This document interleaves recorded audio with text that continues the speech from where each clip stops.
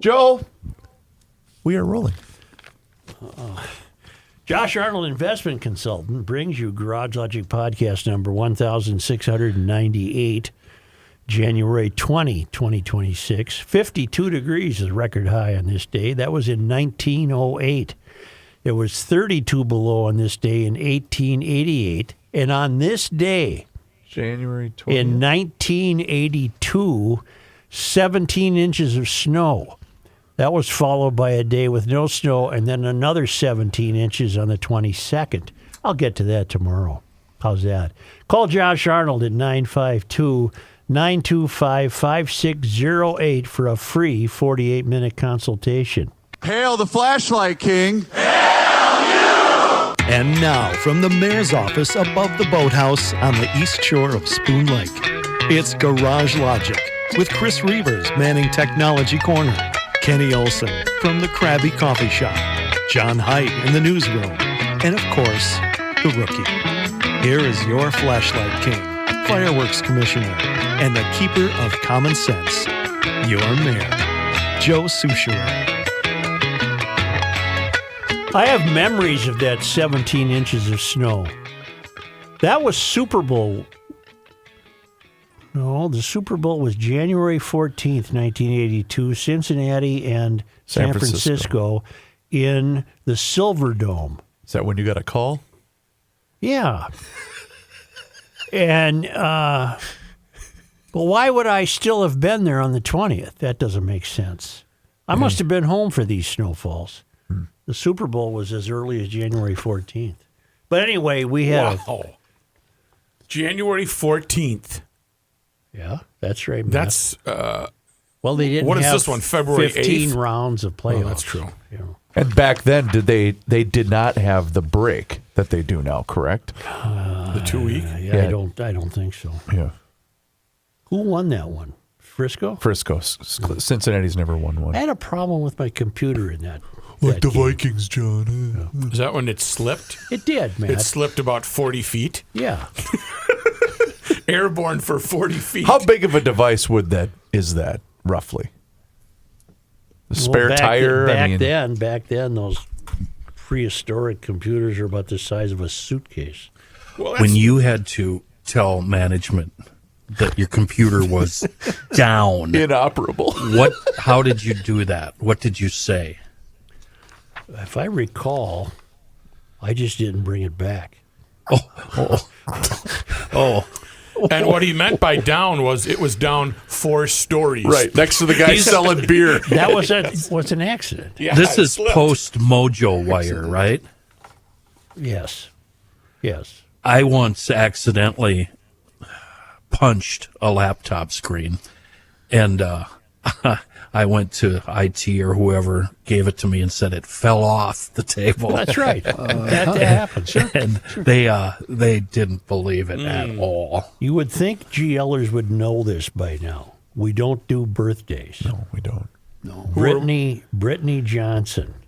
Hi, guys. My boyfriend and future husband. We don't do this, do we? No, Wait, but where's Brittany from? Let I know. Let her plead her case. Is and this just the tell her Brittany no. I know? Couldn't be. I don't know if you know her. Down the hall? Absolutely loves your show. He listens, and I get to listen every weekend as we travel for our kids' sports and activities. Blended family with 6 kids. I've never seen him smile, relate, and have the best time connecting to you all and all of your viewpoints regarding the state of Minnesota. I'm desperately pleading if you can wish your number one fan a happy birthday on January 28th. He will be 38. His name is Craig Messer. She provides his phone number. Hey, lady, it's bad enough I'm mentioning. We're not going to call the guy. We're not going to call him. This is not the Brittany I know, but it's the 20th. That's 8 days from now. Or a week ahead. That's a week from tomorrow. Craig better be listening every day. But what Today's did she... the 20th. Oh, you said 28th. 28th. No, January 20th, today. Okay, you Well, did maybe say if you 20. could enunciate. But what did she say about he doesn't smile? No, he gets a smile from us. Oh, he gets a smile. He can't write eights and he can't read. Can't Well, say. he can't read them. Doesn't either. work. January 20th, Craig Messer. Happy zeros. birthday. You're 38 years old. You got Brittany to thank for that. We're not calling you. Right, we're not doing that birthday. Yeah, and in about 10 minutes, you're going to be looking at 60. So enjoy life today, right now. Okay, that's a little Today's wisdom. positive upbringing note from Kenny. A little You're wisdom going from to Kenny. be hitting there. 60 and going, what the hell just happened? One of the sites I've really grown to like reading is the Minneapolis Times. We're blessed. We have Alpha, we have American Experiment, we have Minneapolis Times, we have Sahan Journal, and they're doing the Lord's work on reporting things that just aren't going to get reported otherwise. And there was a piece it was yesterday, the 19th, a piece written by Cally Proctor, and it was called "The Quiet Indoctrination of Fragility." And boy, it was a great piece. And she writes, earlier this month, I won't read the whole thing, but I'll read it till we get to the point. How's that? Yep. Earlier this month, a Minneapolis woman, Renee Good, was fatally shot during an incident involving Immigration and Customs Enforcement. In the hours that followed, the language escalated quickly. Murder, terrorism, propaganda, each word carrying its own political weight. People began arguing not only about... I'm sorry, I'm going to interrupt myself. Chris, I need that thing you printed for me to go get. Each word carrying its own political weight. People began arguing not only about what happened, but about what it meant. Regardless of where one lands politically or whether one views the shooting as criminal, tragic, reprehensible, or the grim outcome of years of escalating rhetoric, is not a justification for suspending the education of tens of thousands of children. Yet that is precisely what followed. Minneapolis public schools closed for 2 days in the immediate aftermath. Since then, Minneapolis and several surrounding districts, including St. Paul, Richfield, Robbinsdale, Fridley, Bloomington, and others, have made in-person attendance optional, offering temporary e-learning through mid-Feb for students who feel unsafe attending schools. The rationale is framed around safety, care, and emotional well-being. In my place of work, it was all anyone talked about: emergency meetings, collective processing, public displays of outrage and grief. There was an unspoken assumption that there was a correct emotional response and that we would perform it together. I understand grief. I respect fear. But what I witnessed was not discernment. I choose to send my kid to a private Catholic school. I pay for it. I do so knowing it operates outside the public system. Different curriculum, different funding, different values. I believe, perhaps naively, that this would also mean a different approach to moments of cultural turbulence. And yet, his school also closed. I'm getting to the point. I'm getting to her point. What unsettled me was not simply the closure itself, but what it revealed, that even institutions ostensibly grounded in stability now reflexively mirror the emotional volatility of the culture instead of buffering children from it. Schools emphasize that in-person learning remains available while attendance has been made optional. But we all know that optional does not affect all families equally. This is not theoretical. It is exactly what COVID revealed, and it is exactly what is happening again. The message being taught is not, "This is sad." The message is not, "This is serious." The message is, "You can't handle this." It's a wonderful point, and she's absolutely correct. That, for Part me, of the mystery. that helps me understand why I hate the phrase "out of an abundance of caution" Sure. so much. I've never been able to nail it down. It's always driven me crazy. That says it right there. And she follows, "You cannot handle this," with "Stay home. Suspend ordinary life. Step away from routine." The implicit lesson is that exposure to difficulty, even indirectly, is intolerable, and that functioning in the presence of tragedy is somehow inhumane. This message is everywhere. Young people are increasingly taught to relate to the world not as something to be engaged with, endured, navigated, but as something overwhelming that must be managed from a distance. Discomfort is treated as danger. Difficulty is reframed as trauma. Responsibility is displaced outward. Resilience is no longer modeled. It is treated with suspicion. I think this lady's been listening to us over the years. I would hope so. She's right. This is appalling. Tens of thousands of kids told to stay home. She said, because you can't handle it. That's what they're being taught. When you look back at your own behavior, the way I've looked back on mine during and a little bit after the first 2 years after COVID, are you surprised at what you did? I am shocked at what I did now that it's 5 years past, 6 years past. What do you mean, Ken? Oh, I full on absolute panic. Full on panic. Okay. But I think, Kenny, it was so much the reason for that. I'm throwing myself into that as well. It's because of the unknown, right? We had no idea because we were dealing with something we had never dealt with before. Guys, at the same time that we were panicking, were still going to their blue collar mechanics jobs, construction site jobs, truck drive. They were still doing their jobs. They didn't tuck their tail and run the way I did. Well, we did the show. Yeah, but you were at home. Well, but Kenny's always been at home. That was when I was sent home. Yeah, Rook and I were the only ones that came. Rook, we were the ones that showed up. I mean, talk about loyalty, because we had no choice. Right. I'm going to answer I gotta Kenny's get paid. question. I did not panic, and I do recall that I handled much of it begrudgingly.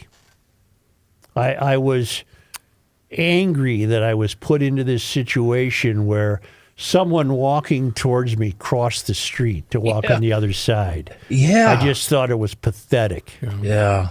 I didn't do that. I didn't. If I passed somebody on the sidewalk, I wasn't worried about it. But you I were didn't wear a mask. You were one of the first people to say we've never behaved this way. This country never behaved that way. Yeah. And it hasn't changed, obviously. No, it hasn't. And this Cally, what's her name? Who wrote this for the Times? Cally Proctor. She's in on the secret now. I mean, this is what we do. It's fill in the blank fear. Take COVID out of it and put rioting or ICE or And then it's worse than that because then we pass that off as being virtuous. Yes. Yeah.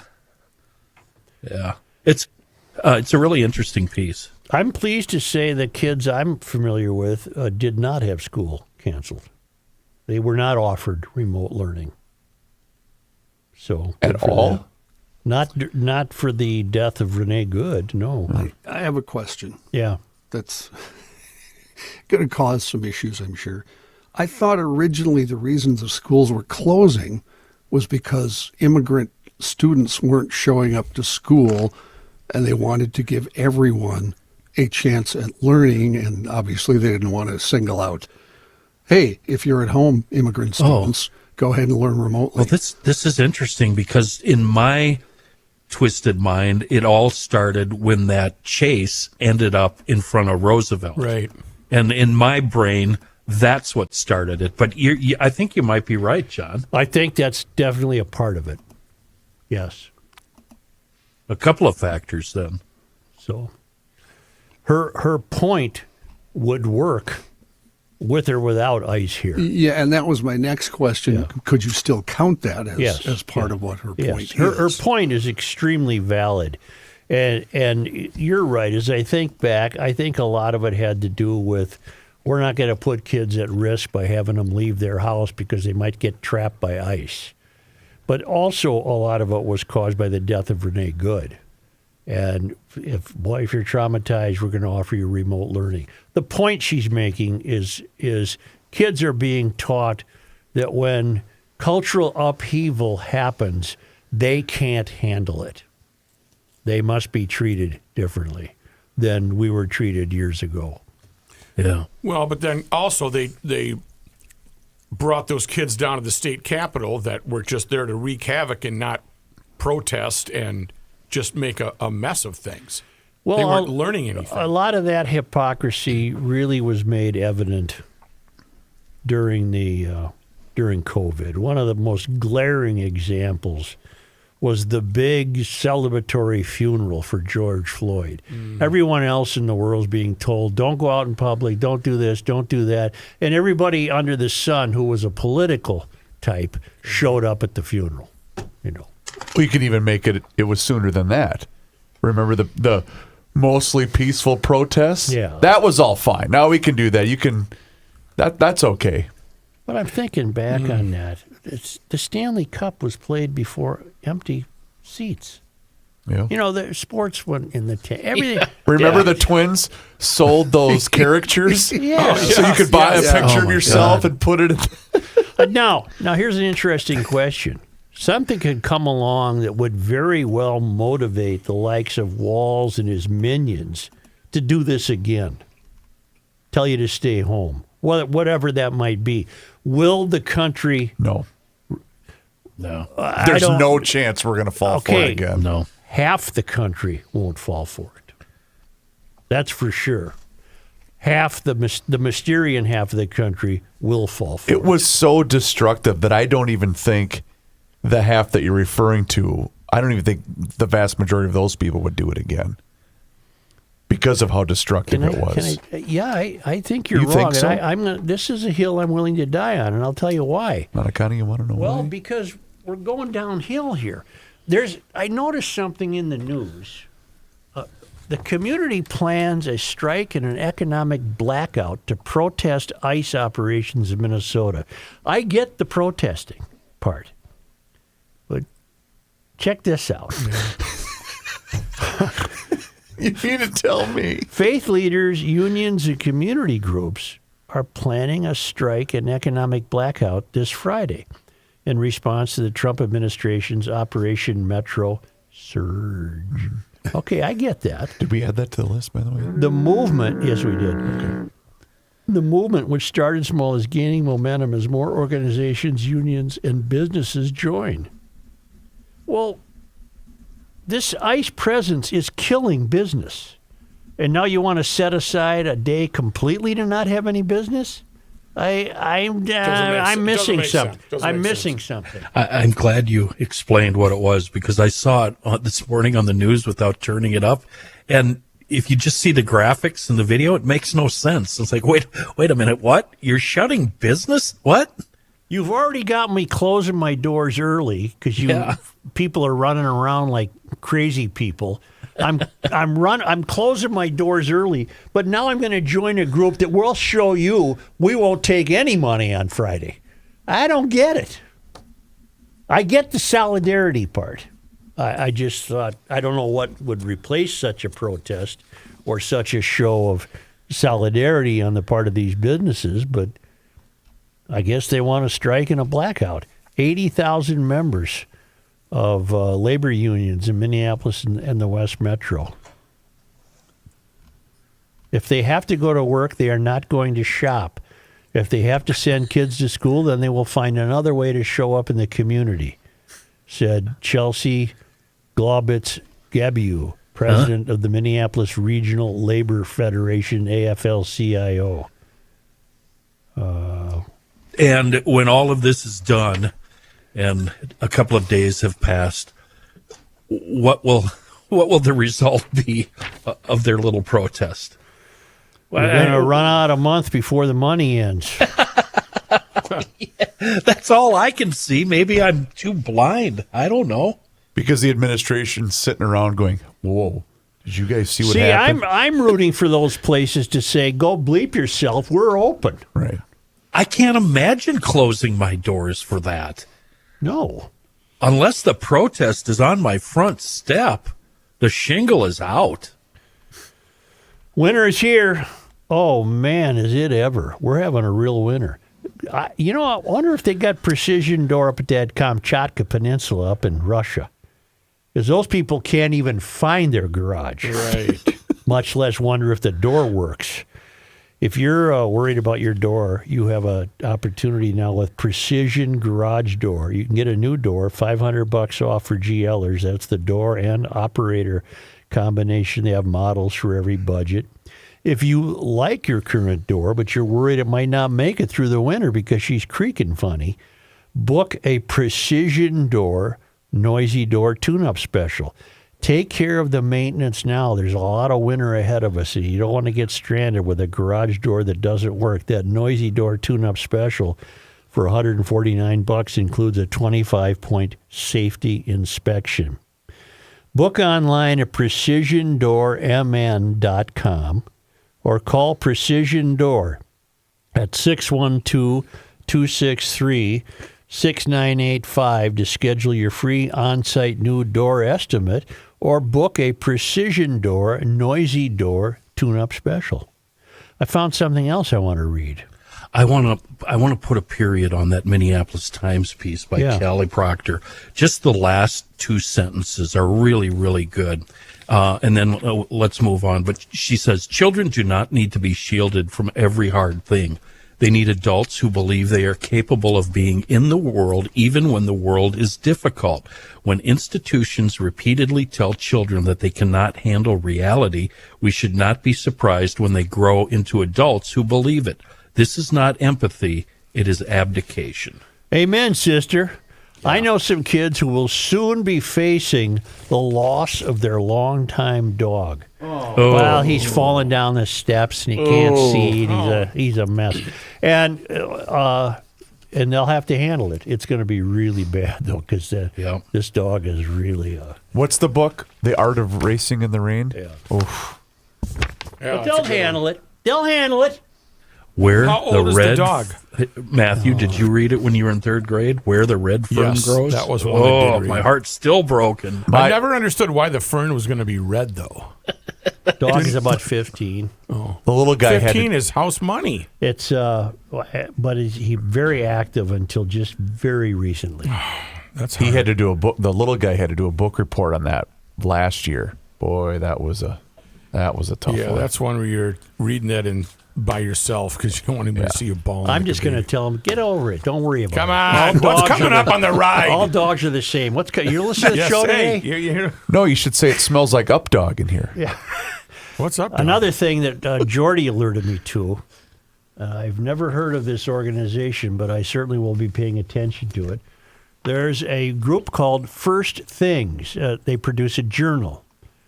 It's aimed at advancing a religiously informed public philosophy for the ordering of society, focusing on theology, liturgy, history of religion, church history, culture, education, society, politics, literature, book reviews, and poetry.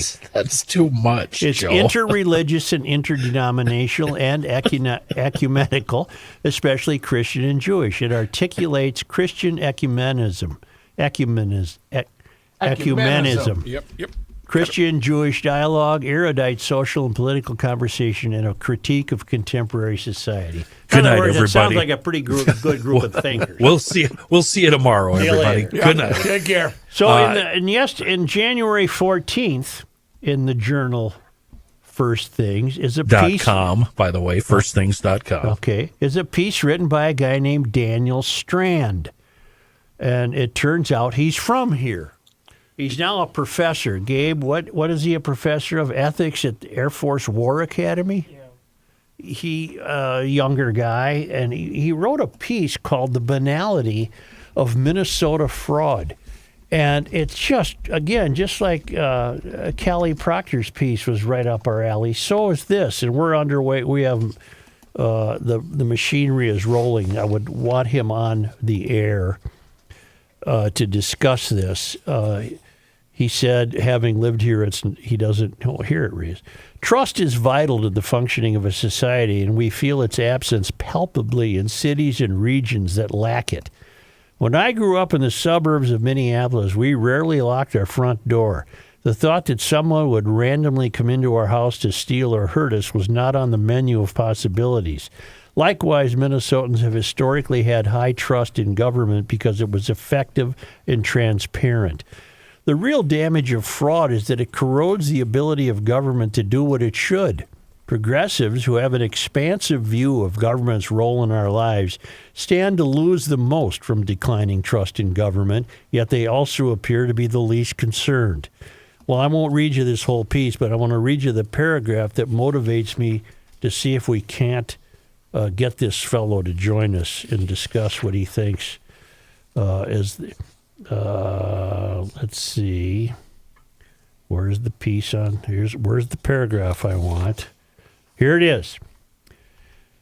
The dirty little secret is that for all their talk of the public good, progressives do not have a conception of the common good, because their conception of justice is rooted in a hierarchy of victimhood.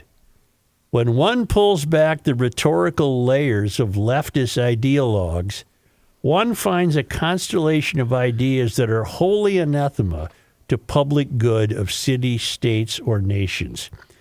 If politics is about cultivating and maintaining those public goods that are essential for the thriving of a political community, the political policies of Minnesota Democrats have not only undermined that basic principle. Identity politics focuses only on difference, what sets us apart, and not when it binds us together. Walz and Democratic leaders in the state refuse to take any responsibility for the massive fraud that is being uncovered. Instead, they accuse Trump and the U.S. attorneys of some malicious plot to attack Minnesota, portraying themselves as victims. Even as the evidence mounts against Minnesota Democratic leaders, they seem intent on making their banality clear for all to see. I envy him that paragraph. It's fantastic. Yeah, and that's that last exactly line. what's happening. It's I hope been he happening. But I'm going to show you. I want to tell you a little story about the power. Where's that piece you gave me that you printed for me, Reeves? Should be right there. Will you? That last line, Joe. They Right seem here? Yeah. they seem intent in making their banality clear. For to me, that means they're just doubling down on the dumb. No, it isn't, Reeves. That isn't it. Here it is. That's it right there. No, that isn't it. Are we okay? Reeves, find it. I don't know what where helps? it is. What helps is if you randomly keep pushing the papers around so they go into the same pile again. I love how when this happens, he can't focus on That isn't anything it. else. Definitely have to Oh, find that's it. it. Okay, Yeah. Raymond, go to the top. Don't go to the byline. Wapner, Yeah. 5 minutes. Stay Wapner. rusty. We've been No. You're getting this. we've been talking about They're going to be okay. All right, thank you. we I don't think it's blowing our own horn to say we've been ahead of the curve on this fraud. We've been talking about it, analyzing it, commenting on it. Boy, have we. Many of the 5 Eyewitness News guys have been on it. The Care 11 guys, the Channel 9 guys. It's we know what's happening. It's been on our radar. I'll give you the power of social media. Today I was a guest on a morning show in West Palm Beach, Florida. And basically what they wanted was an update on what's it like up there, what's happening in Minnesota, because it's leaking now everywhere into the national consciousness about you got fraud, you got ICE, you got all hell breaking loose in Minnesota. And at one point, the host said to me, "Boy, that Nick Shirley really revealed everything, didn't he?" Boy. I said, hey. Oh, boy. I said, check this out. I said, we've been talking about that for 5 years. He didn't reveal anything. And I mentioned Jay Coles by name. We got a guy at one of the TV stations, 5 Eyewitness News, who visited closed daycare centers with his camera. This kid didn't reveal anything, I told them, but that's the power of social media, that he can get the hits for it. And then they tried to argue, well, that made it a national story. I said, well, already a national story. He just came in and did some film work, and the next thing you know, he's being highlighted as the guy who discovered fraud in Minnesota. I said, that's not the way it happened. It's been going on here for a long time. Well, we're going to have to cut you short. We got to go to the War of the Roses. The goals are coming in. And they said, can't thank you enough for the time. Yes. Yeah. Here's Elton John on the leader. Did they have a natural, serious curiosity about, or was it to promote, not to promote, but to mention Nick Shirley did this? No. He came up Okay, in conversation. That wasn't the visit wasn't to promote him. No, it was fun. It was a fun. Okay. And they did say, "Thank you. You're giving us a different perspective on this." Got it. It probably, at one point they said, the president listens to us. He listens to this radio station. I said, really? He ought to be sitting in a rocking chair in front of the breakers trying to suck down a chocolate ice cream cone. I'm not sure they like that one. Yeah, they probably won't. Jesus. You might not be coming on Garage Logic here. So Was it one of our stations? Yes. Oh, great. So your agenda then was to get as much email like you would on this show on a different radio Let station. them handle it. Here comes the emails, guys. Let them worry about it. You can't control yourself. I can't. Don't forget to hit send. I can't. Yeah. No, it was a great conversation. It wasn't. I've had a lot of people tell me that we should be thankful that even though Nick surely did the lazy thing and used everybody else's research except his own, that we should be thankful to him for exposing it to such a wide audience. What do you think of that take? I'm sure that was my point. The power of social media is extraordinary. Yeah. And we saw it with our own eyes. It's a more subtle way of putting it. Yeah, I'll go with that. But isn't that with any pub is good pub? I know he didn't solve it, or bring it to the table, but at least I got it brought it nothing out to the against the open. kid, but to think that he came in here on a white horse and solved fraud or revealed it is preposterous. True. That's not the way it happened. And I want to talk about that for a moment, if I might. I find myself resenting the presence of ICE for two reasons. One, I like what ICE does. I've said this yesterday. I don't like how they're doing it. And two, whether they wanted to or not only is fraud off the back burner, it's out on the porch cooling off. For sure. It's not even being looked at or talked about. It's a gift to the Walz administration that ICE happens to be here. Because ICE right now is a much bigger story than fraud. The fraud is ongoing. It's in every corner of the Walz administration. The guy who was getting it under control, Joe Thompson, he resigned because of the behavior of ICE. He resented the fact that you're taking a case away from us. We should be prosecuting that case. It's going to disappear. There'll be no transparency.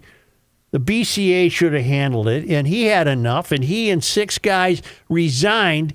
Now fraud is, they're going to get away with it. So instead of Walz sitting in the corner with his tail between his legs, he's beating his chest saying, we got to get rid of ICE or we need to get in their face. Yes. Wow.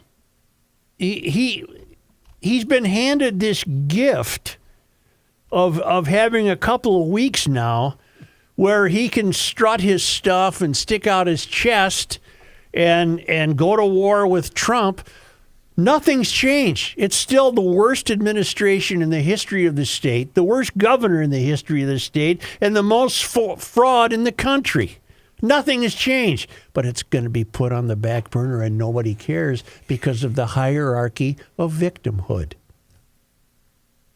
Right now, the taxpayers of Minnesota will never count as victims. They don't have a political identity. We're just the taxpayers. White, black, blue, red, yellow, but it's easy to dismiss us as just the taxpayers. We'll never achieve victim status. So Walz is never going to go to bat for the taxpayers of Minnesota. He'll go to bat for people who maintain a political identity. Somalis, for example. It's been killing him to have to to face that. He can't. He doesn't know how. He's not willing to. His progressive ideology does not allow him to. Now, I asked you to print out a piece by Alpha had a piece on Robin Wansley. Let's see what our old friend Wobbin. Don't start that. No, we don't. I'm driving in my car. What did Robin say? Let's see. Who are the blue people, though? You said the people that are red, Smurfs. white, and blue. The Smurfs. I don't know who any blue people. Robin Wansley, she's a Democratic Socialist City Councilwoman, 2nd Ward, Minneapolis. She's accusing Mayor Fry and Police Chief Brian O'Hara. I guess she was on CNN News Central. I'm unaware of that particular CNN show. She accused Fry and O'Hara of refusing to protect the residents of the city by calling for peaceful protests. Well, Robin wants peaceful protests. Following a second ICE-related shooting last week, Fry and O'Hara called on protesters to either protest peacefully or go home. And then Robin says, I'm confused as to what bait is being taken. And I think what people on the ground hear when our mayor say those type of things, or when our chief of police say, we need you to stand down, what people are hearing is stand down, don't take action, Wansley said. We're not going to take action either because of our local leaders have not taken any action to actually protect their residents. We need you to stand down and allow ICE to do their jobs and do their jobs of shooting residents and expecting immunity to profile residents during traffic stops or on their way to take a bus to get to work. So these are words I think she's putting in the mouths of Fry and O'Hara. She's saying, you're just telling us to stand down and allow the shooting. She's calling it shooting. Yeah. Our residents are showing so much courage, and I'm glad that they're out in our communities because they're doing a lot more than elected officials like myself who were charged with delivering material changes in moments like this to truly get ICE out of Minnesota, Wansley said. Okay, this is not. I think she has put words in the mouths of Fry and O'Hara. I think she's ridiculing Fry and O'Hara. I think what she must want from Fry and O'Hara is their insistence that ICE leave Minnesota.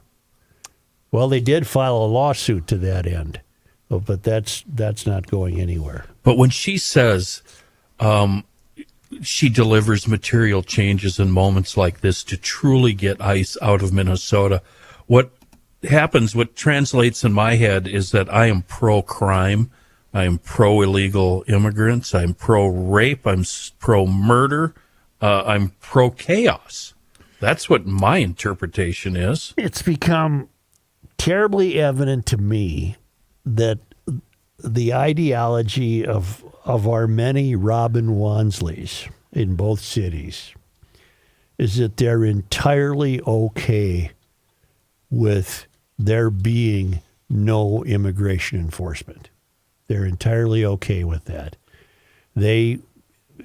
I think they would prefer that the United States not have a border. Remember, these are Mysterians at heart who don't like the founding of the country. Mm-hmm. They hold capitalism in contempt. They hold the founding fathers in contempt. They were white guys. She doesn't like that. She doesn't like any part of it. She'll enjoy the benefits of living here. She's a hypocrite like all the rest of the progressive ideologues. But that's her public stance. I am in favor of illegal immigrants. That's, to me, I don't think she can deny that. She's in favor of it. Many of her ilk are in favor of it. In the meantime, this state continues to just sink and sink and sink into the quicksand because there are no standards.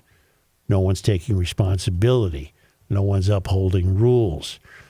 Fry and O'Hara come along and say, come on, people, protest peacefully. That's not good enough for Wansley. Wansley wanted them to be more vitriolic and say, get the hell out of this state, just like Fry initially did. But she was apparently disappointed that he backed off that. Case in point, what Kenny just said. Did you guys see this video over the weekend? A female protester tried to impede an ICE agent, and he pulled up and rolled down his window. We're here to arrest a child sex offender. And you guys are out here honking. Oh, they're not. No, we're pressing. We're not. That vehicle right there is honking and impeding our investigations while we're trying to arrest a child sex offender. That's who you guys are protecting. Insane. Was that in front of the Mung fellow's house? I don't know what house it was in front That of. was a botch deal. They should have had. Okay, their but shit did you read together. the whole story? Apparently, living there were two offenders, sexual offenders. Yes. Now, why they were living with this guy, I have no idea. Well, they were probably hiding. I thought they were living there before them 2 years ago. No? Let that- me look. Let me look at the story. I would take it he's only 55, but he's considered an elder, for God's sakes. Yeah. I would That's think hurtful. I That's would really sad. I know. Jeez. I would think Teddy. he's the owner of the house, and I think he has a son who lives there, and maybe these two bad guys were friends of the son. Here comes Ice.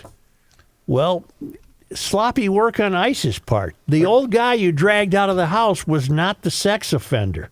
Or sloppy work on reporters' parts for Yeah. not telling us this earlier. The family has lived in the location for 2 years. We're not ICE's intended targets. No, but the intended targets, John, see if you can track this down, Yeah. apparently were thought to be living there. Okay.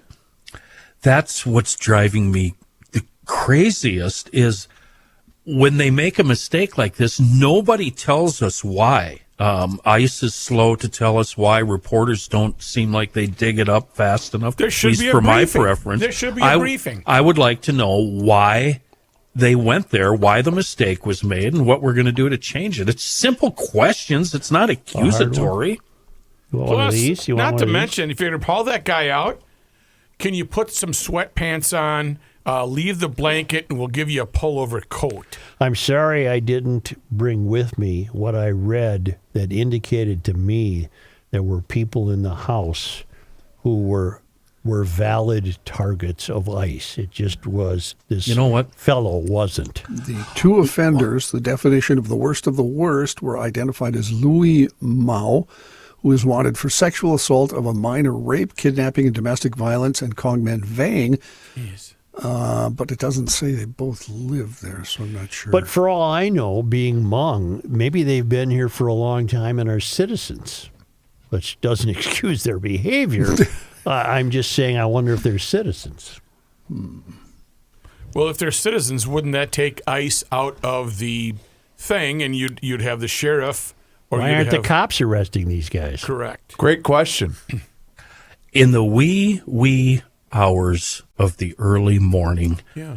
I'm not looking for answers like that. I'm on the internet looking for customroasting.net. Oh, thank God you said that. You had me nervous there for a while. And that's where I was today. I was there to order up some new French roast, and I actually stumbled on a couple of blends I haven't even sampled yet or even heard of. I'm sorry, I should know this stuff. And the first one that caught my eye is the Jamaican Vacation blend. I've had a Jamaican Vacation, and their coffee has hints of exotic flavors of rich chocolate, creamy. Now, do we say caramel or caramel? Whatever you say, I say caramel, and delicious butter rum and little touch of vanilla. That actually sounds really good. The other one I was looking at is the Scandinavian blend.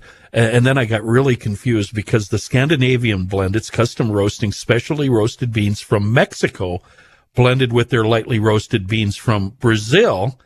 And I'm going, wait a minute, what does that have to do with Scandinavian? And then I read, for a smooth finish with earthy tones and hint of dark chocolate. Well, okay, as a Scandinavian, I'm all in on that one. If you like your coffee dark, don't forget, they still have the Sumatra. It's full body. And you know what? To dumb it down to Kenny speak, it's badass. That's my description, not theirs. If you still haven't ordered from customroasting.net, do it. A good place to start right away would be the GL sampler pack. That's 4 10-ounce bags from light to dark roasted, delivered right to your door. And I got to say, very quick and very fresh. Check them out. customroasting.net.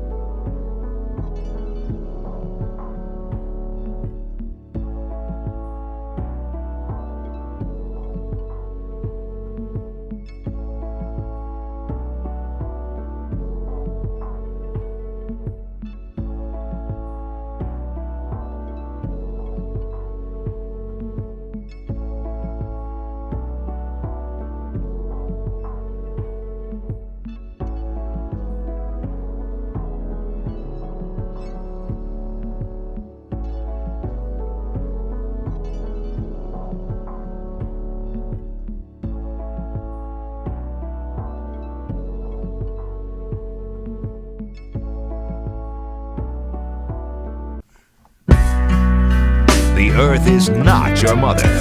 The Joe Souchere Show. Hey, how are you? Hofferman Water and Connecticut. Ring in the new year with the best quality water known to man. And you know what? Treat yourself to Hofferman Water and Connecticut. Your first step, though, is getting on the schedule and having them come out for that free water analysis.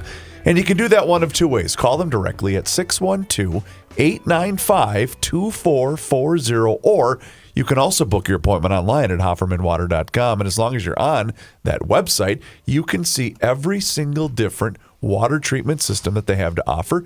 Maybe you're in the mood for a brand new water softener, an iron, rust, and odor filtration system, or a brand new drinking water system, or heck, get all three of them. Why not? Treat yourself in 2026. 612-895-2440 or visit HoffermanWater.com.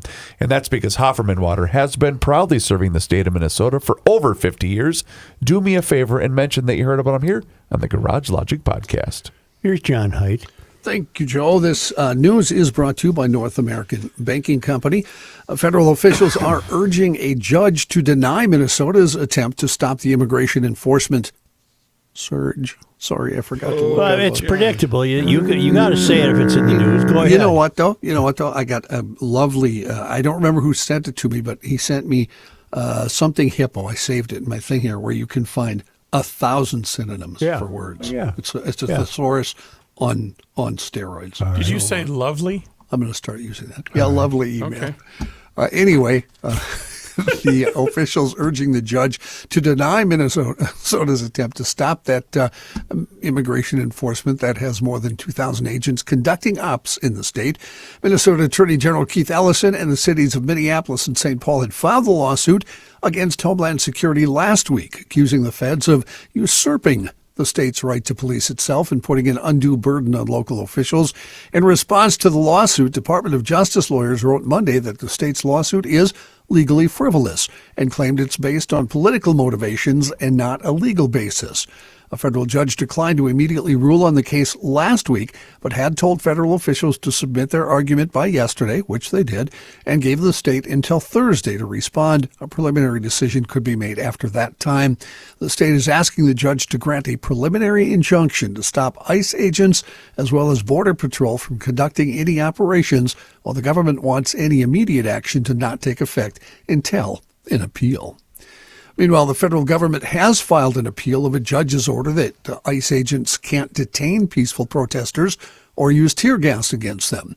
This is the newest development in a lawsuit filed on behalf of 6 activists by the American Civil Liberties Union of Minnesota, which allege the federal government is violating protesters' civil rights.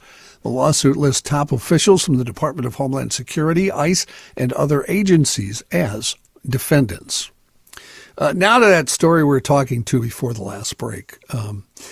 ICE stated, if you're not familiar with the story, what happened is ICE agents, we told you about it yesterday, took Chong-Lee Scott Tao, a 57-year-old, from his home in his boxer shorts and Crocs with a blanket across his shoulders. The door had been broken open by ICE agents. They put him in a car, drove him around, fingerprinted him, and an hour later brought him back with no explanation, no apology, and released him. Tao is a U.S. citizen with no known criminal record. ICE does say the U.S. citizen lived with 2 convicted sex offenders, a claim that the family is vehemently denying. The family says his son, daughter-in-law, and grandson live there, and neither they nor the owner are registered offenders. DHS provided no further details about the individuals, although court records showed a potential link to a man with the same first name as a registered offender who borrowed a car from a relative, but the families say they are different people, making this even more, convoluted as it turns out. St. Paul Mayor Cally Proctor is a family friend of Tao. She called the aggressive actions of federal immigration enforcement agents unjustifiable, says she's livid about the situation. She said to somehow group those individuals with this family is completely irresponsible to justify their actions. There's nothing that they did in that home that is justifiable. This is an American citizen with no criminal record who was sleeping in his own house that they broke a door down and put guns to his daughter-in-law's head. She strikes me as the kind of woman that you don't want to get mad. Yes, I would agree. Being described as dire while in crisis mode, Hennepin Healthcare says its system is in jeopardy of closing as it needs to find tens of millions of dollars in cuts in a matter of months.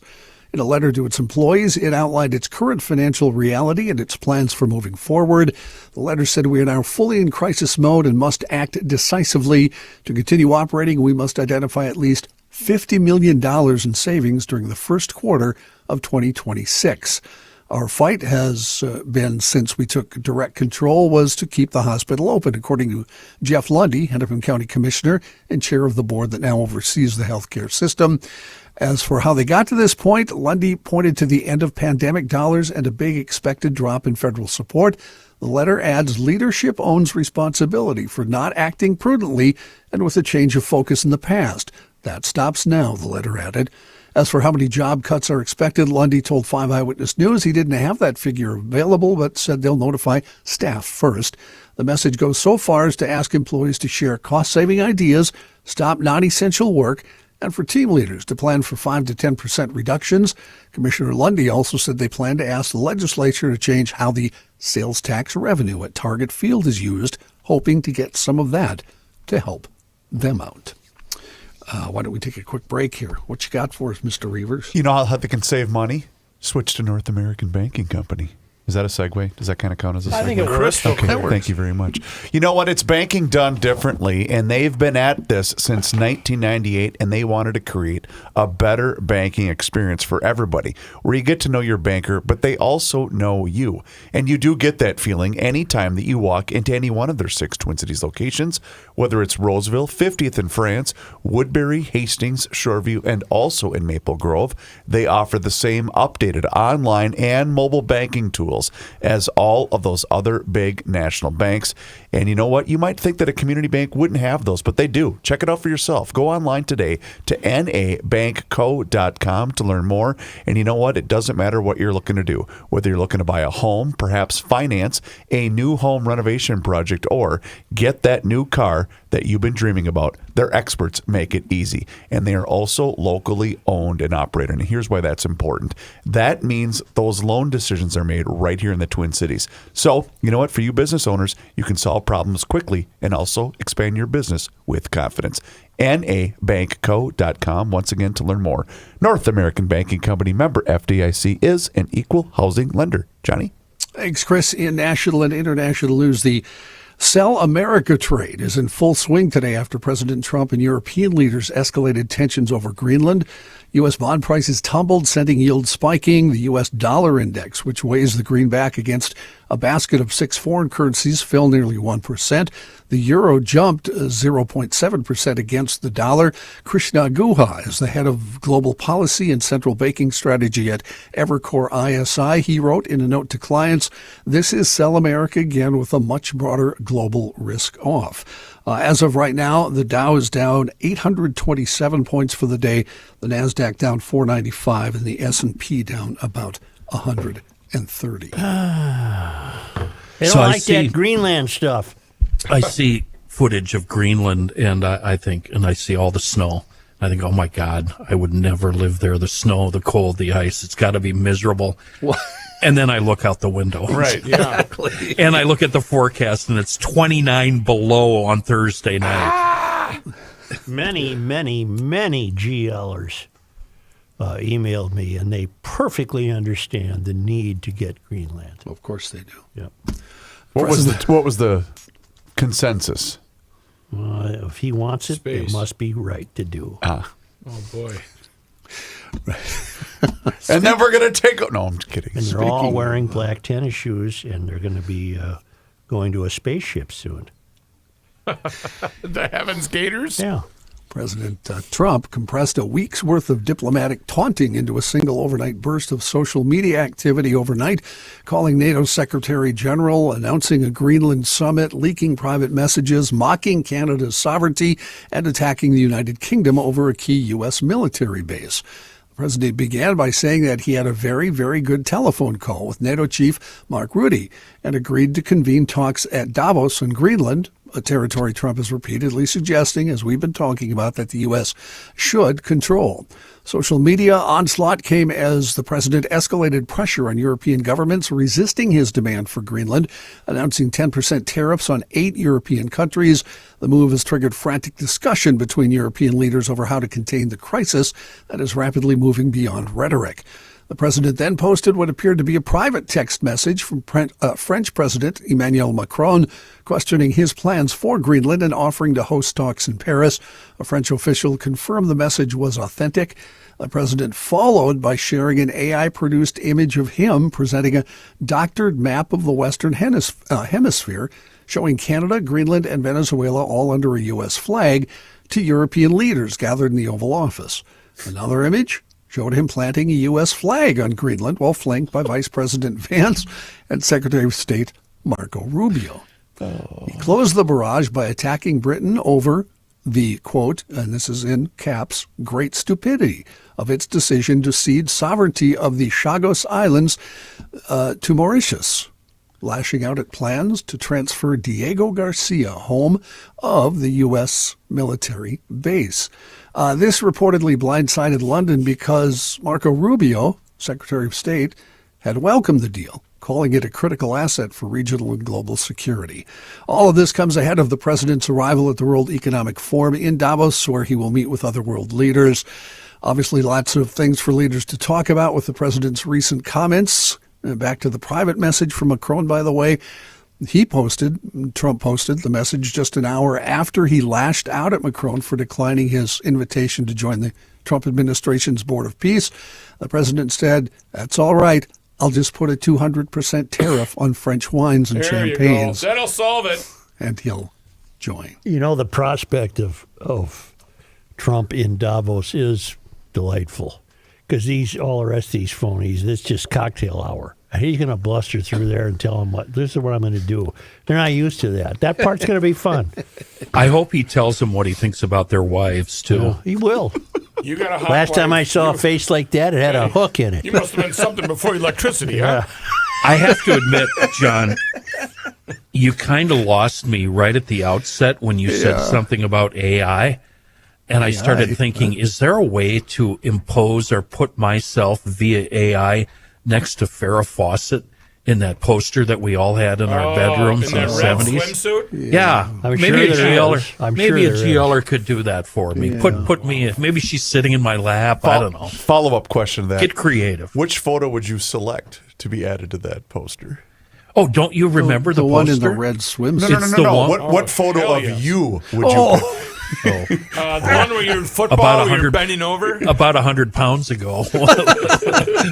Whatever that one is. I just imagine the football one Rookie just mentioned with the SIG hanging from the... Where I looked like, what's his name from Like ELO? Bigfoot. Yes. From ELO. Bigfoot. More than 100 vehicles smashed into each other or slid off an interstate in Michigan yesterday as snow fueled by the Great Lakes blanketed the state.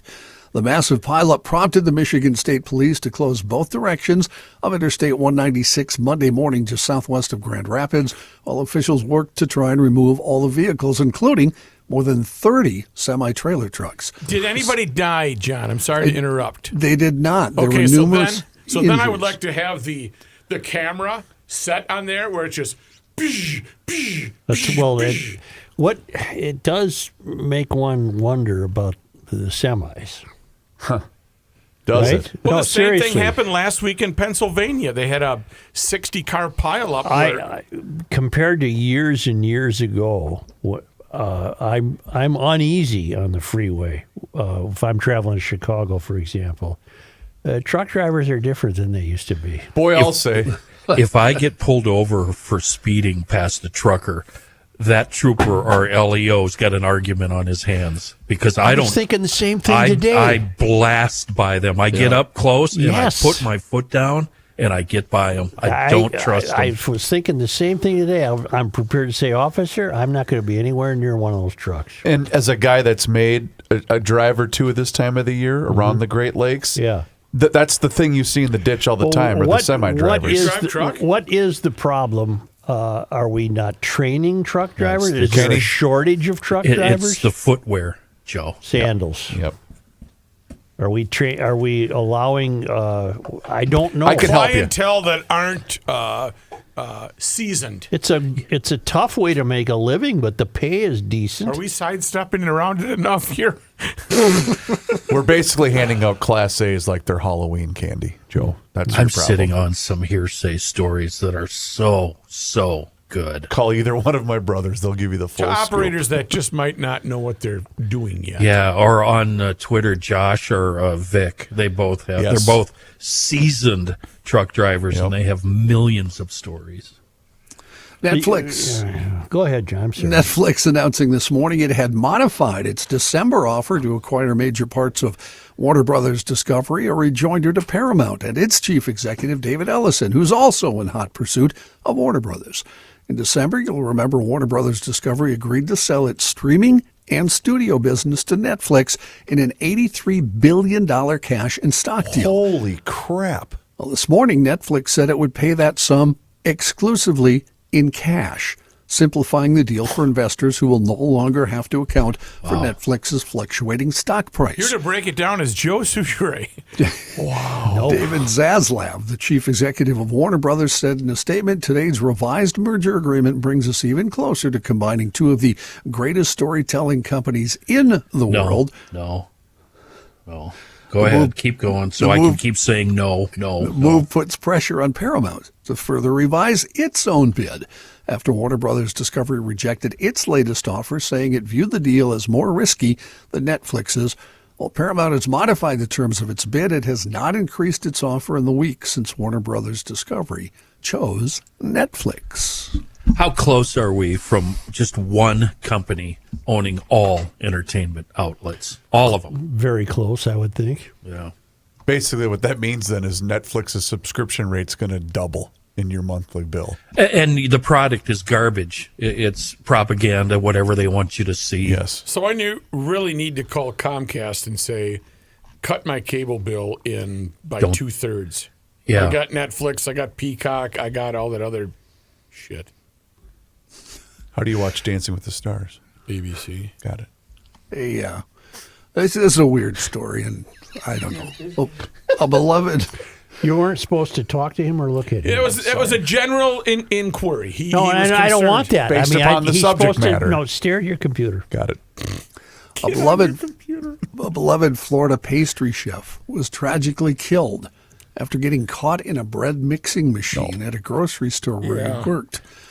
71-year-old Mordechai Grunberger was found dead at the South Florida Kosher Market in North Miami Beach early Friday morning after the freak accident with an industrial dough mixer, according to police. Authorities think the longtime employee got lodged in the machine. They do not suspect foul play. Police said at this time there are no signs of foul play. We think the incident was accidental. The kosher grocer shut its doors Friday in the wake of the fatal incident. Police say they are not quite sure what led to the deadly accident, but they are still looking into it. Grunberger had identified himself as the head pastry chef on his Facebook page.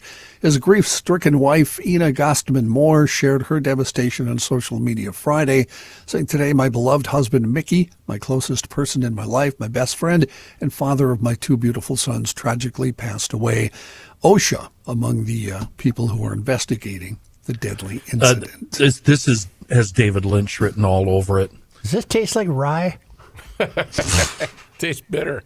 I've seen some guys at Cecil's missing, maybe 2 or 3 digits, but they've never fallen into the John, the bread isn't maker. this could be the beginning of a David Lynch movie easily? It could, yes. Yeah. It's like the guy who drowned in the Guinness factory.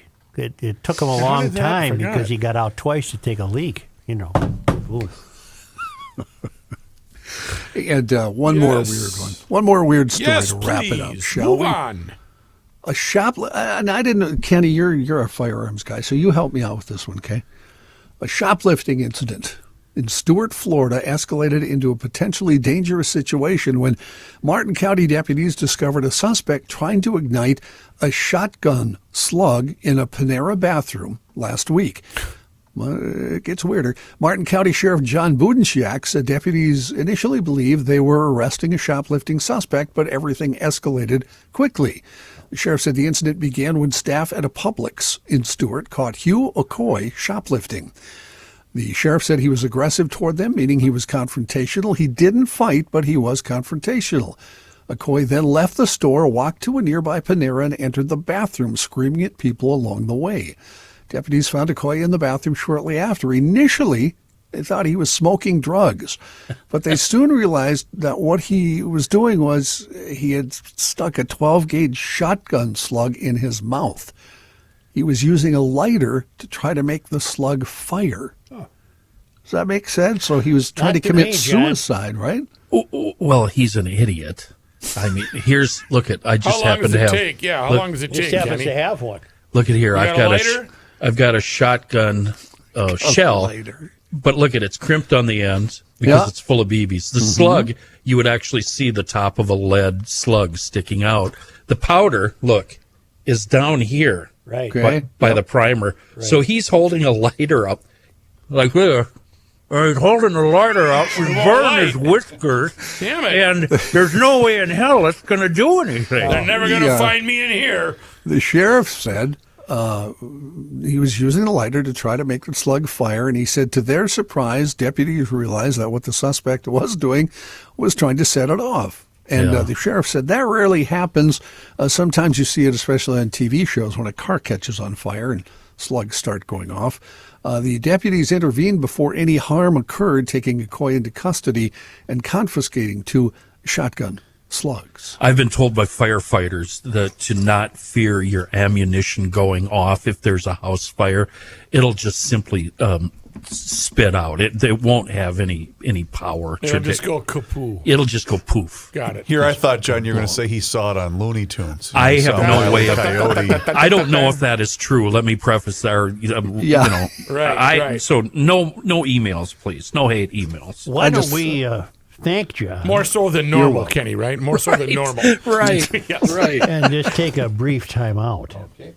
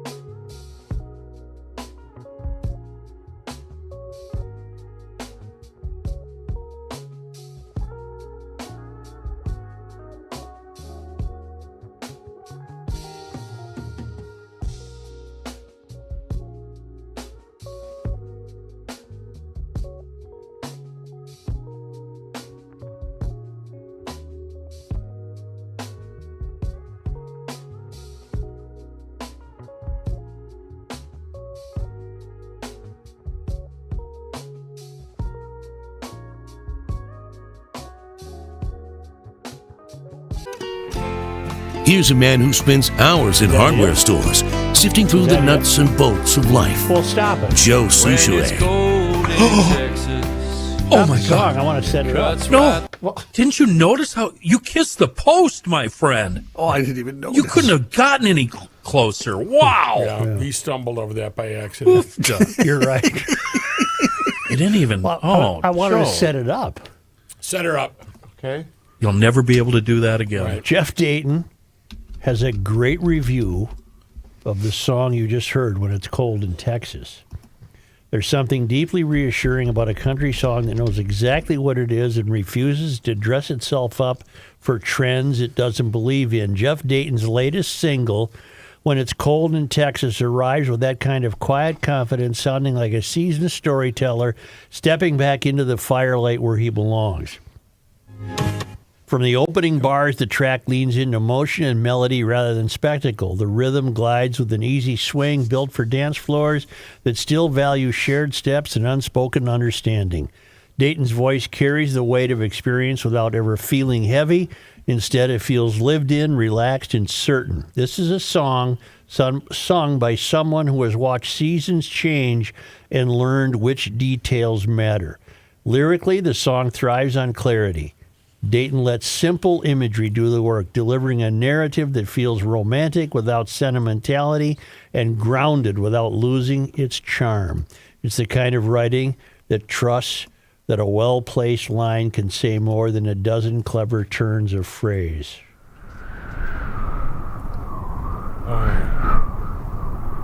This is cold. When It's Cold in Texas.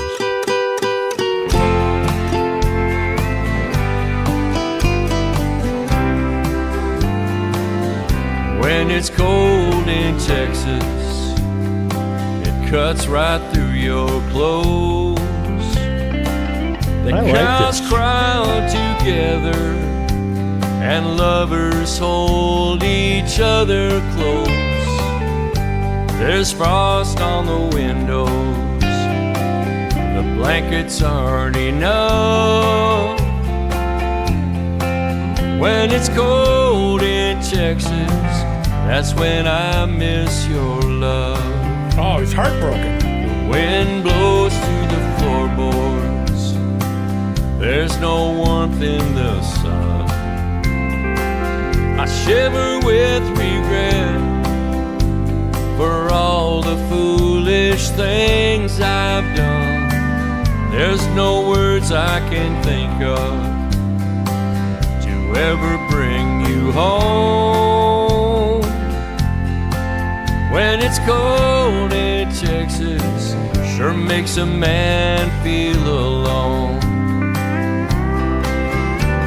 I wish that we were somewhere warm, laughing in the sun, making memories like we used to do. Yeah, there's snow on the hilltops and ice along the coast. When it's cold in Texas, that's when I need you most.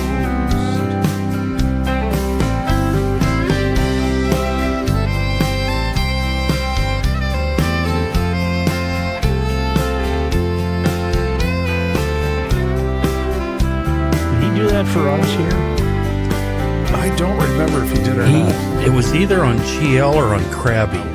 I remember asking him, or was it live? John, I don't. I love when they bring the strings in, though. John, Yeah. what do you think? Don't call a fiddle the strings, Matthew. I like it a lot, and thank you for saying that to rookie Kenny, because that drove me nuts too. Yeah. And if you're gonna have a song with Texas in the title, you got to have a fiddle solo. Yeah. You But gotta. I've got 3 or 4 country stations on my preset list, and outlaw country and other things. You like Luke Bryan? Is that the deal? Not really. Oh. What? Turn your Kill me mic off, now. Chris. What? I wonder what determines whether this might make it or not make it. It's just if it gets airplay, I guess. Play, yeah. Depends on whose ass he kisses Little Yeah, plug or promotion. payola. in the business. Promotion. You know what I liked about it? I think I could play that on bass. A pretty Yeah, simple you could. bass I line, would but it think you worked. could, yeah. I think I could do it. And there was a steel guitar, right? Yep. So all kinds What of he needs to do is hand him the CD and say, "This is my new CD. It's as cold as my ex's," and then say inside there's Mr. Franklin from the bank. If you could. Well, here's another important paragraph in the review. What makes When It's Cold in Texas especially compelling is how it reflects a broader moment within country music. As audiences increasingly gravitate back towards songs with spine, heart, and narrative integrity, Dayton sounds perfectly positioned. His long journey through studios, stages, and collaborations has clearly sharpened his instincts rather than dulled them. This single opens its arms, taps its boot heel on the floor, and invites you in.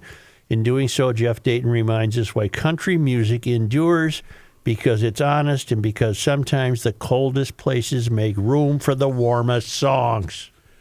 Boom. So that's not a direct shot, but that's kind of a shot at current country music. It's a direct shot. It's a shot. It's a direct shot. But I think it's also maybe he'll have the last laugh. it's a shot at that, but it's also, don't you take it as the song that we played a couple of weeks ago, the number one song in country was an AI generated tune. That's why we had Jeff on Krabby. Yeah, exactly. Yeah, Yep. and I don't think, Chris, that AI music and what's currently on country radio has much difference in it. So That's a good point. How I would think you it's a shot. describe? Yes. Exactly, John. How would you guys describe a current country music song? If that guy's going back to Dayton's Heartbroken and so forth. Well, what is it all current depends country? on the artist. I mean, if you're talking Chris Stapleton, I'm all in. Yeah. Okay, Anything agreed. he does, because it comes from Chris Stapleton. There's a whole group of alternative country artists who do actual real country, which to me makes it weird that they're called alternative country. Right. But there's 10 of them I could name off the top of my head. They don't have country hits because they're not on country radio. Where's Morgan Wallen? Oh, boy.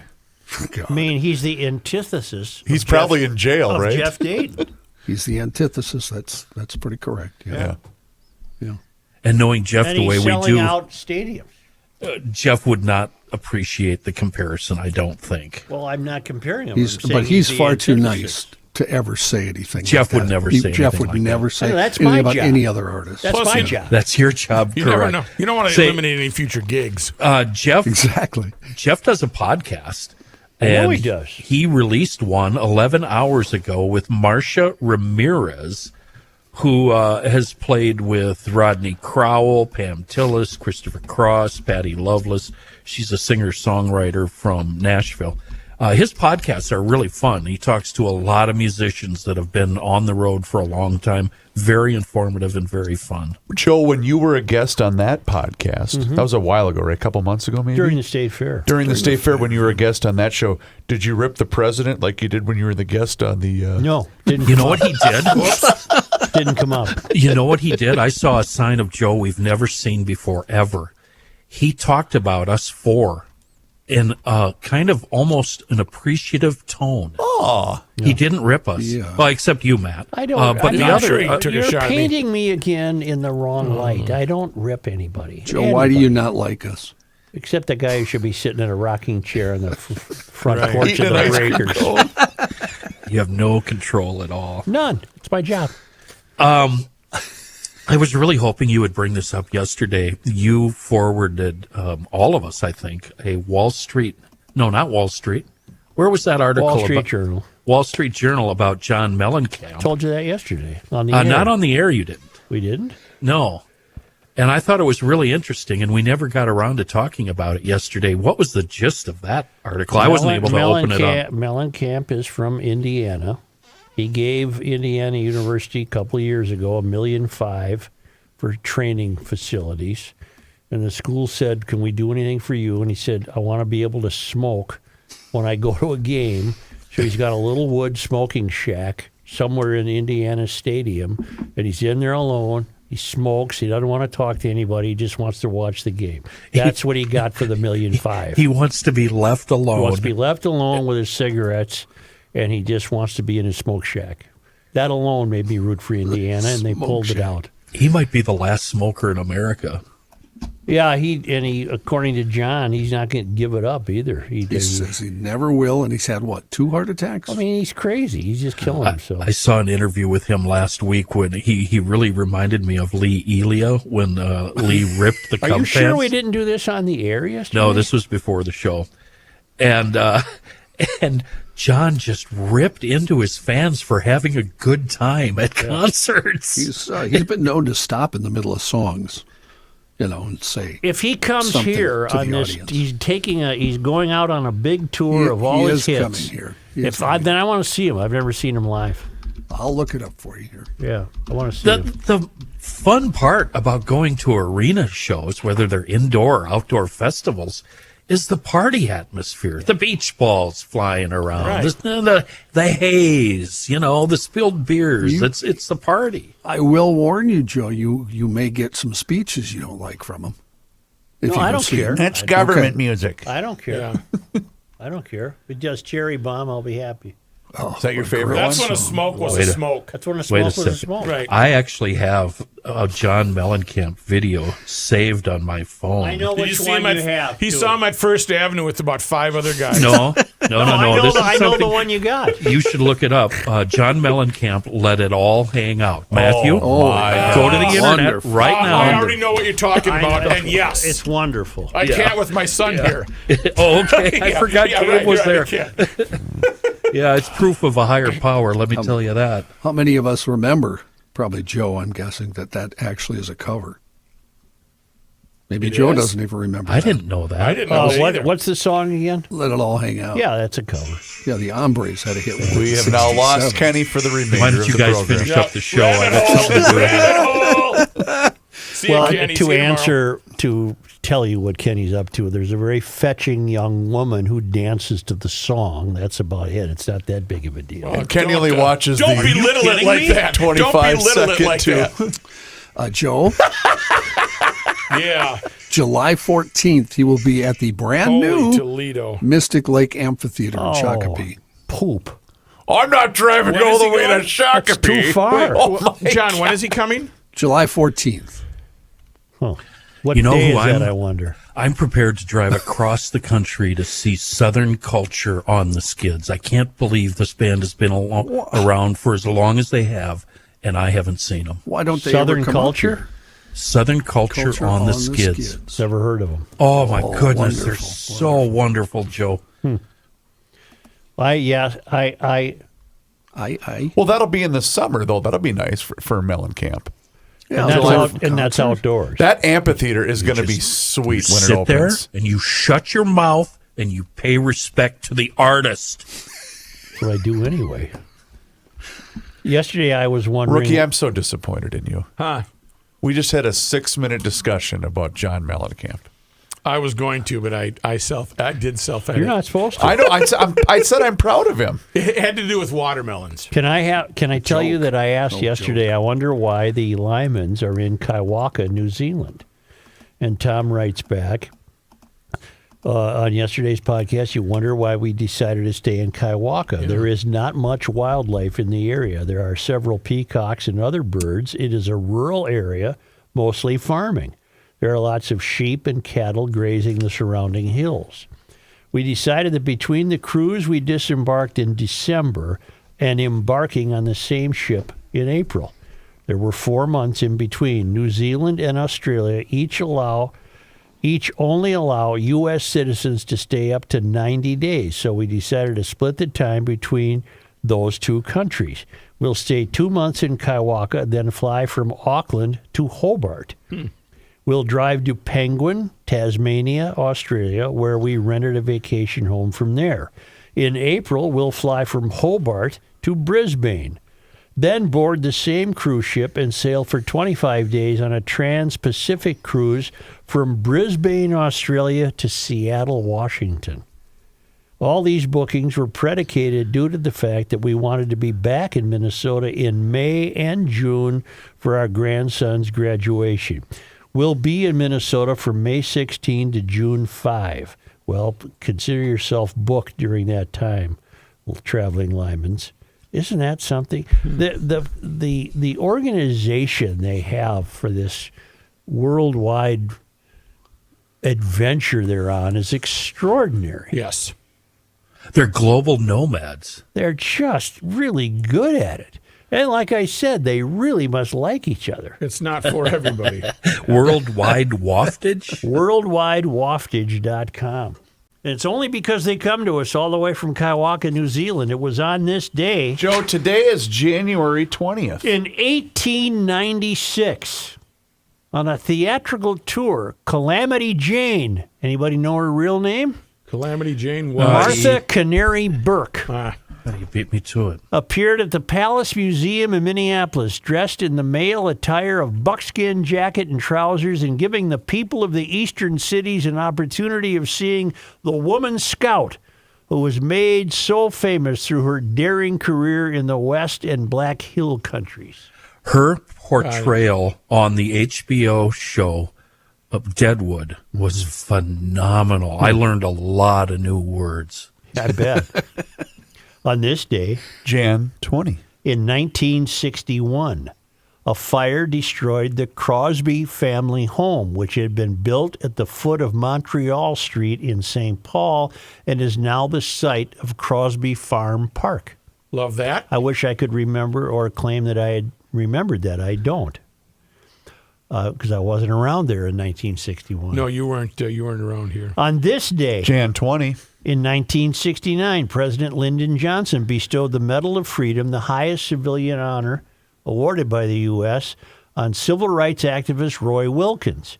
Wilkins was born in Mississippi but spent most of his life in St. Paul. In 1923, he graduated from the University of Minnesota, where he was the Minnesota Daily's first black reporter and editor. He served as executive director of the NAACP from 1955 to 1977. A postage stamp honoring him was issued in 2001. Did you note that the Trumper was the first president to completely ignore MLK Day? Never mentioned it yesterday. Huh. Crosby Park is down on Shepherd. Well, if Montreal spills right across, if you cross Shepherd, go down, there was Crosby Park. So is it by Summit? It's where everybody bikes. Summit Brewing, it's in that neighborhood. Yeah. Okay. Yeah, if you go a little further to the On this south. day, Jan 20. in 1981, Lowell Bruce Langan, who grew up in Odin, Minnesota, was one of 52 hostages released from the American embassy in Tehran after being held by Islamic militants for 444 days during the Iran hostage crisis. Langan was charge d'affaires at the embassy. Got it. We have a town named after a Norse god? I hope so. It's Minnesota. That's cool. Odin. Yeah. On this day in Minnesota sports disappointment history. Joe, who did we lose to on Jan 20? Well, on this day in 1974, Harry Neal was kicked out of a game for throwing chairs onto the rink. Ooh. All right. On this day, Jan 20. in 1977, on this day, the second incarnation of the Fighting Saints franchise officially folded. Thank you, GLers. Word. To your mother. Do us a favor, if you have not done so already, hit the subscribe button right there on the Garage Logic YouTube channel. Yep, that's right. Garage Logic has a YouTube channel, and you can watch the show each and every single day, starting right around noon.